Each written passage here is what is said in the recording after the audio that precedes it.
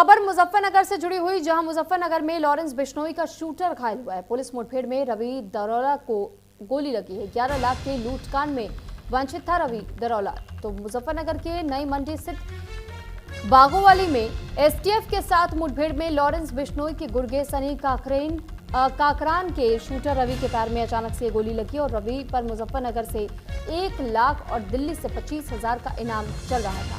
घायल होने के बाद से एसटीएफ ने रवि को उपचार देने के बाद नई मंडी पुलिस को सौंप दिया। पुलिस पूछताछ में आरोपित ने ये बताया है कि घटना के बाद से दिल्ली में छिपा हुआ था, शुक्रवार को घर लौट रहा था।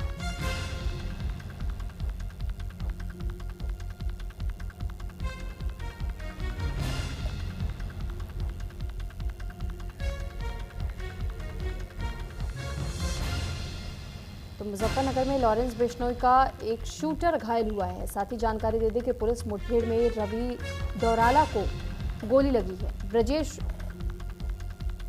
ब्रजेश राय इस वक्त हमारे साथ फोन लाइन सीधे जुड़ चुके हैं। ब्रजेश, आपसे हम जानकारी चाहेंगे कि सबसे पहले तो मैं ये समझना चाहूंगी कि लॉरेंस बिश्नोई के 2 गुर्गे, एक को मुजफ्फरनगर से गिरफ्तार किया जाता है, एक को रांची लेकर के आया जाता है। ये दोनों मामले में लॉरेंस गैंग का ही नाम सामने आ रहा है। ऐसे में ये गैंग अभी और कहां कितना सक्रिय, इनके साथ क्या कोई और भी प्लानिंग थी, कुछ और भी लोग शामिल थे, इस बारे में भी पहले हमें जानकारी दीजिएगा और उसके बाद हम दोनों खबरों पे अलग अलग भी बात करेंगे। सुरभि, सबसे पहले मैं आपके माध्यम से दर्शकों को अपडेट करना चाहूंगा कि लॉरेंस बिश्नोई का एक प्रमुख सहयोगी जिसको गुर्गा कहा जाता है वो है मयंक सिंह जी।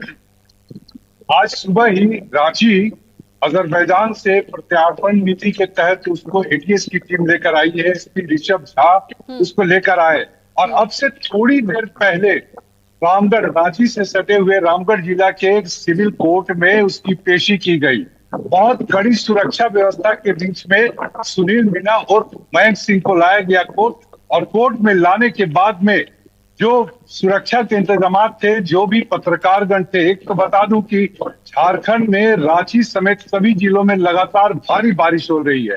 आप देख सकती हैं कि लगातार बारिश के बीच में बख्तरबंद गाड़ियों में पूरी कड़ी सुरक्षा व्यवस्था के बीच में मयंक सिंह को कोर्ट में पेशी के लिए लाया गया और अभी मयंक सिंह कोर्ट में है और कोर्ट में प्रेयर किया जा रहा है कि कम से कम 9 दिन का रिमांड दिया जाए। और मैं ये बताऊंगा कि जिस मामले पर प्रत्यार्पण नीति के तहत अजरबैजान से लाया गया है वो 2022 है, जो रामगढ़ के पतरातू के भदानी नगर का कहा जाता है। लेकिन जहां तक आपका सवाल है कि 2 गुर्गे गिरफ्तार हुए हैं, तो इन तमाम बातों को देख के चला जाए कि लॉरेंस बिश्नोई आज की तारीख में पूरे देश में कुख्यात गैंगस्टर माना जाता है और उसके पूरे देश में ही नहीं पूरी दुनिया में, कुछ खास हिस्सों तक की दुनिया में उसके जो नेटवर्क है वो कायम है। अब आप इसी से अंदाजा लगा सकती हैं कि मयंक सिंह को झारखंड एटीएस लाने के लिए पहले तो उसके बाद विदेश मंत्रालय के जरिए इसकी प्रत्यार्पण नीति की व्यवस्था की गई और उसके बाद अजरबैजान से जो कोर्ट के इजाजत के बाद झारखंड की पुलिस एटीएस के एसपी ऋषभ झा के नेतृत्व में इनको लाया गया। तो अब सबसे बड़ी बात होगी, देखना दिलचस्प होगा कि आखिर जो कोर्ट है वो किस तरीके से इनकी बातों को सुनती है और एटीएस को कितने दिन का न्यायिक हिरासत मयंक सिंह को लेकर मिल पाता है। ठीक है, साथ ही मैं आपसे ये भी जानना चाहूंगी कि जिस तरीके से सुनील मीणा को लेकर के आपने जिक्र किया कि अजरबैजान से इसे रांची लाया गया है और अभी भी कहीं ना कहीं हम ये देख रहे हैं कि लॉरेंस बिश्नोई गैंग के कई ऐसे गुर्गे हैं जो कि भारत में एक्टिव है, चाहे बॉलीवुड एक्टर से जुड़ा हुआ मामला होता है, चाहे किसी बिजनेसमैन से जुड़ा हुआ मामला रहता है। अभी आपने मुजफ्फरनगर का भी जिक्र किया कि वहां पर भी 11 लाख के लूटकांड को लेकर के इसमें मुठभेड़ हुई और वो अभी घायल हुआ है। लेकिन जिस तरीके से कार्रवाइयां हो रही हैं, मैं आपसे ब्रजेश ये भी जानना और समझना चाहूंगी, क्या इस रडार पर अभी और भी कुछ लोग हो सकते हैं? तो सबसे बड़ी बात है कि कोई भी गैंगस्टर यूं ही नहीं होता है।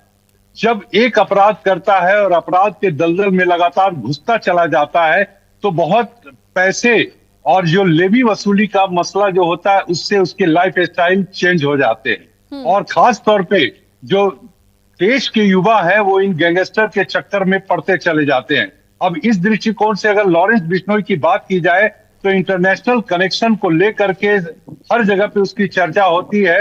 और शुरुआती दिनों में जो लॉरेंस बिश्नोई का जैसे अपने क्राइम की दुनिया में जब उसकी एंट्री होती चली गई और आगे बढ़ते गया, तो उस समय कुछ पुलिस वाले भी अप्रत्याशित तौर पर, ये चर्चा है, मैं इसकी आधिकारिक पुष्टि नहीं करूंगा, इसको सहयोग करते रहे। और हाल के दिनों में जो लॉरेंस बिश्नोई है, चाहे बॉलीवुड हो, चाहे सोसाइटी के बहुत बड़े बिजनेसमैन हो, या फिर पॉलिटिकल पार्टी से जुड़े कुछ लोग हो, इसके निशाने पे कई लोग हैं देश में।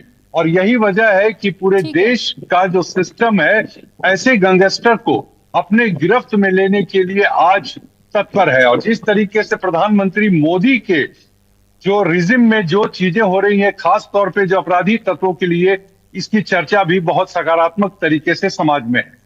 सुरभि, चलिए ठीक है, बहुत धन्यवाद ब्रिजेश आपका तमाम जानकारी हम तक पहुंचाने के लिए। वहीं इस बीच